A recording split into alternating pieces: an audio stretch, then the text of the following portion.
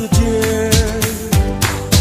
ಹುಣ್ಣಿಮೆಯ ಬಾಚಿಕೊಂಡ ಫ್ಲವರ, ಅವಳು ಮಿಂಚುಗಳ ಬಚ್ಚಿಕೊಂಡ ಪವರ, ಮಳ್ಳೆ ಬಿಲ್ಲ ಕುಟ್ಟುಕೊಂಡ ಕಲರ, ನಾನವಳ ಪ್ರೀತಿ ಮಾಡಿದಂತ ಕತೆ ಸುಂದರ.